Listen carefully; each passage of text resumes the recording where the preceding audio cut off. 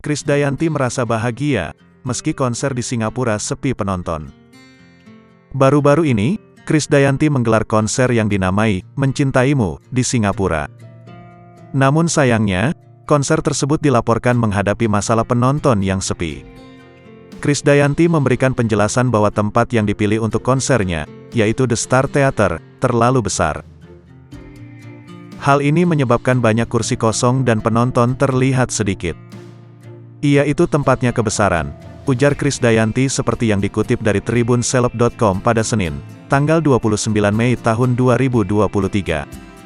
Meskipun demikian, Krisdayanti merasa sangat bahagia karena konsernya berjalan dengan lancar. "Senang sekali konser kemarin berjalan lancar. Semua berkat doa dan usaha kerja yang baik. Karena kan kita berlatih semuanya dengan persiapan yang baik," kata Krisdayanti.